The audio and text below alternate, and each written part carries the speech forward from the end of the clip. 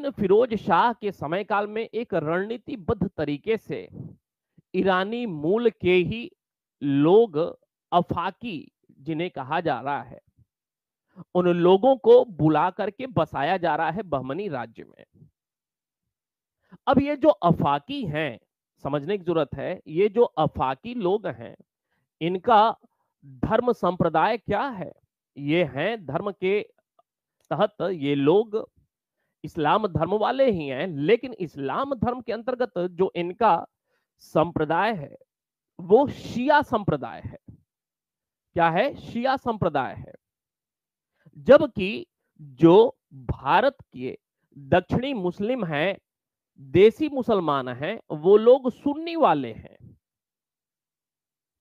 जो दक्षिणी हैं वो सुन्नी मुसलमान हैं, और जो ये अफाकी आ रहे हैं ये लोग शिया मुसलमान हैं। और आपको यह स्पष्ट होगा कि वर्तमान में भी शिया सुन्नी का कैसा प्रतिद्वंदिता देखने को मिलती है, और यह कोई नई बात नहीं है, यह पहले से ही चली आ रही है। अर्थात ये जो दक्षिणी पहले का वर्ग है, दक्षिण भारत का देसी मुसलमान वर्ग, ये लोग पसंद नहीं कर रहे हैं। क्यों? क्योंकि दक्षिणी जो है वह सुन्नी मुसलमान है, और जो लोग अब नए आ रहे हैं बहमनी राज्य में, नए मुसलमान, वो लोग शिया समर्थक हैं। तो शिया सुन्नी की एक धार्मिक लड़ाई देखने को मिलती है। कहां पे? बहमनी राज्य में। तो भाई ताजुद्दीन फिरोज शाह के शासन काल में इनको, अफाकियों को पहले बुलाया जा रहा है, आइए और बहमनी राज्य में स्थायी तौर पे अब रहना शुरू करिए, अपना घर बना लीजिए। यह बात दखनियों को पसंद नहीं आती है, लेकिन चूंकि शासक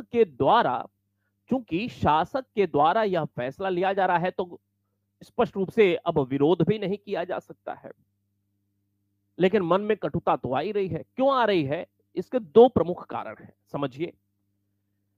ये जो कटुता आ रही है, इसके दो प्रमुख कारण हैं। अर्थात दखनी और जो यह अफाकी हैं, उनके बीच संघर्ष जो हो रहा है, वह दो प्रमुख कारण हैं जिसकी वजह से हो रहा है। पहला कारण जो है कि कोई भी नया आएगा, उसे प्रशासन में स्थान प्राप्त होगा। तो भाई प्रशासन में मान लीजिए 10 पद हैं, मान लीजिए 10 पद हैं प्रशासनिक अधिकारियों के, और उन 10 पदों पर दक्षिणी लोग ही पहले स्थान प्राप्त कर रहे हैं। लेकिन अब नए लोग आ रहे हैं, उनको भी उन्हीं 10 में स्थान देना है। तो 2-3 स्थान निश्चित रूप से दक्षिणियों के ही तो छीने जाएंगे। प्रशासन में अफाकियों की भी भूमिका होगी, तो निश्चित रूप से दखनियों की, अब जो बड़ा ऑफिसर है उसके वजह से उस समुदाय शक्ति अपने आप से देखने को मिलती है।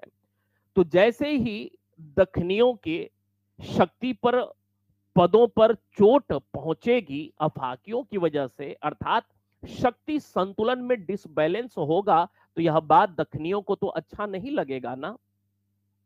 दखनी इस बात को बर्दाश्त कैसे कर सकते हैं कि हमारे पद प्रतिष्ठा, हमारे मान सम्मान और शक्ति में कमी आ रही है। तो एक जो प्रमुख कारण है दखनी और अफाकी के बीच संघर्ष का, प्रश्न पूछा हुआ है और आपको जानना चाहिए, वह कारण है कि शक्ति संतुलन अब बिगड़ रहा है। पहले एक ही दावेदार था, अब 2 दावेदार हो गए। तो यह शक्ति संतुलन, अर्थात शक्ति, एक प्रमुख कारण हो गया। दूसरा प्रमुख कारण कि दखनी जो है वह सुन्नी लोग हैं, अफाकी शिया लोग हैं।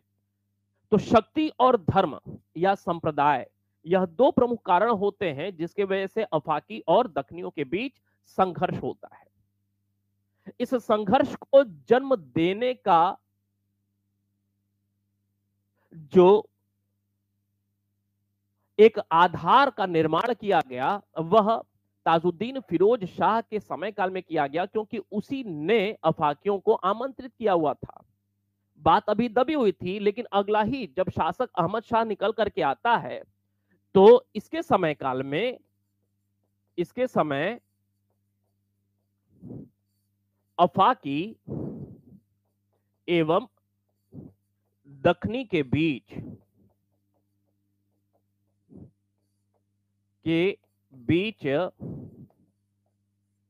जो संघर्ष था ना, संघर्ष ने सांप्रदायिक रूप धारण कर लिया, सांप्रदायिक रूप धारण कर लिया।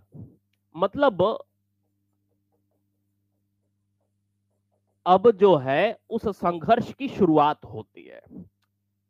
ठीक वैसे ही समझ लें जैसे 1857 का विद्रोह हम लोग पढ़ते हैं, या ऐसी कोई भी इतिहास की घटना हो, तो अचानक से ही कोई घटना नहीं हो जाती है, बल्कि उसके पीछे कारण जुड़ते रहते हैं और एक समय अर्थात बारूद का ढेर तैयार होता रहता है, और एक समय कोई ऐसी घटना होती है कि बस अब चिंगारी लगने भर की देरी होती, चिंगारी लगती है और विस्फोट हो जाता है, एक बड़ी सी घटना घटित हो जाती है।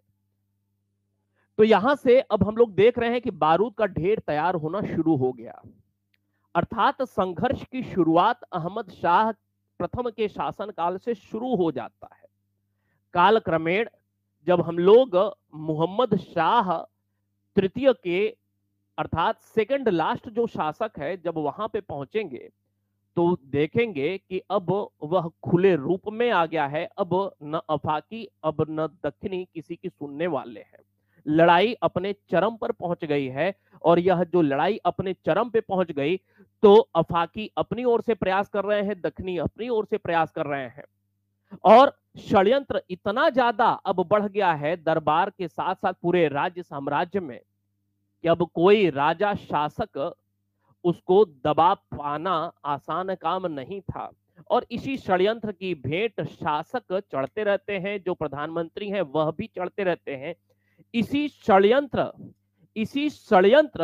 के वजह से महमूद गवां, जिसने बहमनी साम्राज्य को उसके सर्वोच्च शिखर तक पहुंचा दिया था, महमूद गवां जिसने बहमनी साम्राज्य को उसके सर्वोच्च शिखर तक पहुंचा दिया था, बहमनी प्रधानमंत्री के रूप में गवां कौन है? वह अफाकी ही है, विदेशी ही है, ईरानी ही है।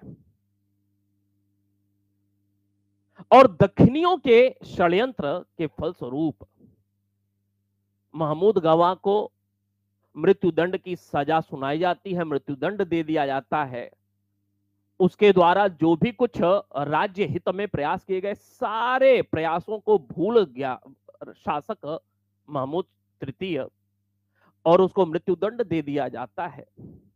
कहने का मतलब यह जो अफाकी और दखनियों का संघर्ष है ना, षड्यंत्र का इतना व्यापक एक जाल बन जाता है कि अब कोई शासक और कोई योग्य व्यक्ति इस संघर्ष को रोक पाने में अपने आप को सामर्थ्यवान नहीं पा रहा है, और अंततः इस अफाकी और दखनी के संघर्ष के फलस्वरूप ही बहमनी साम्राज्य पूरा का पूरा ध्वस्तीभूत हो जाता है, अर्थात समाप्त हो जाता है।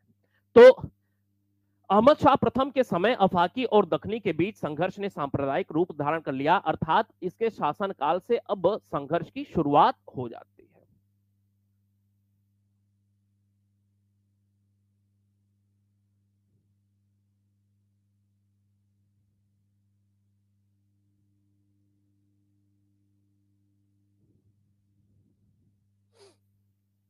चलिए अब समझिएगा, अहमद शाह प्रथम के बाद अगला जो नाम आता है वह नाम आएगा किसका? तो अहमद शाह प्रथम के बाद अगला नाम आएगा अहमद शाह द्वितीय का। थोड़ा सा गति में काम कर लेते हैं। अहमद शाह द्वितीय, इसका जो शासनकाल है 1437 से लेकर के कब तक? 57 तक देखने को मिलता है। लगभग 20 वर्ष का शासनकाल।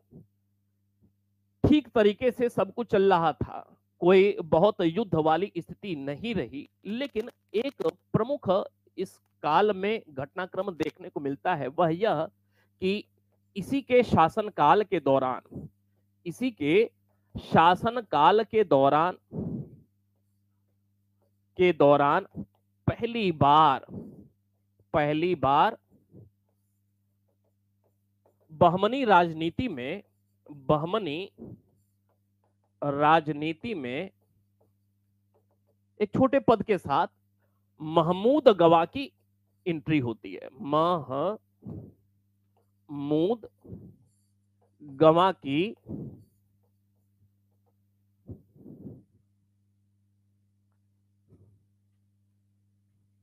महमूद गवा का प्रवेश होता है अहमद शाह द्वितीय के समय काल में। और यह प्रश्न भी बड़ा ही उपयोगी है हमारे लिए, क्योंकि प्रश्न पूछा हुआ है। ठीक है, बात को आगे बढ़ाते हैं। अहमद शाह द्वितीय के समय काल में महमूद गवा की एंट्री हो गई। इसके बाद जो अगला शासक निकल करके आता है, वह निकल करके आता है हुमायूं शाह। हुमायूं शाह, हुमायूं शाह 3 वर्ष का शासनकाल रहा इसका। कब से कब? तो भाई 1457 से लेकर के 1461, लगभग 3 वर्ष का शासनकाल। लगभग 3 वर्ष का शासनकाल। लगभग 3 वर्ष का शासनकाल।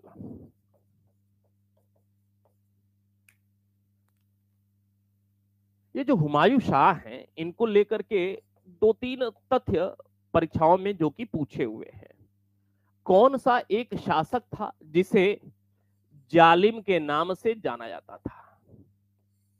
जालिम शासक के तौर पर जाना जाता था। जाना जाता था जालिम। अब जालिम है तो समझ सकते हैं कि कुछ ना कुछ कठोर कार्य इनके द्वारा किए गए होंगे। इन्हें दक्षिण का नीरो के नाम से भी जाना जाता था। दक्षिण का नीरो। नीरो कौन है? नीरो वास्तव में रोमन साम्राज्य का एक राजा है, जिसकी किंग कर्तव्य विमूढ़ता के कारण, अर्थात आंख के सामने बुराई हो रही है और आंख पे पर्दा डाल करके चुपचाप बस यथावत बने हुए हैं। कहा जाता है कि रोम जल रहा है और नीरो बंसी बजा रहा था। रोम पतन उन्मुख हो रहा है और नीरो बंसी बजा रहा है। दक्षिण का नीरो इसे कहा जाता है। इसके लिए एक और उपमा का प्रयोग होता है, जो कि महमूद गवा ने उपमा का प्रयोग किया है। इसे शाही बाग का फूल भी कहा गया है। शाही बाग का फूल भी, शाही बाग का फूल भी कहा गया है। ये कुछ उपमाओं का प्रयोग इसके लिए किया गया है। जालिम, दक्षिण का नीरो, शाही बाग का फूल, हुमायूं शाह के लिए। हुमायूं शाह को जैसे ही पता चला कि अब इसका जीवन बहुत लंबा नहीं है, हुमायूं शाह को जैसे ही यह पता चला कि इसका जीवन बहुत लंबा नहीं है, इसने कुछ प्रशासन में फेरबदल किया। क्या किया इसने? क्या किया? एक प्रतिशासक परिषद की स्थापना किया। प्रतिशासक परिषद की स्थापना किया। प्रतिशासक परिषद की स्थापना ठीक वैसे ही जैसे हम लोग पढ़ते हैं, जब सिखों को पराजित कर दिया गया हार्डिंग के समय काल में और डलहौजी के समय काल में, 2 आंग्ल सिख युद्ध हुए, तो उसके बाद एक सिख राज्य को संचालित करने के लिए दिलीप सिंह छोटी उम्र के रहे थे। एक प्रतिशासक परिषद की स्थापना की गई थी। वैसे ही प्रतिशासक परिषद की स्थापना की जा रही है। क्यों की जा रही है? जब जो मुख्य राजा है ना, वह इस स्थिति में नहीं हो कि वह स्वयं से शासन संचालन कर सके। किसी भी राज्य में प्रतिशासक परिषद की स्थापना का मतलब क्या है कि उस राज्य का जो शासक है, राजा है, वह इस स्थिति में नहीं है कि वह स्वयं शासन संचालन कर सके। अब कौन कौन सी स्थिति हो सकती है? या तो बालक रूप में वह शासक हो, जो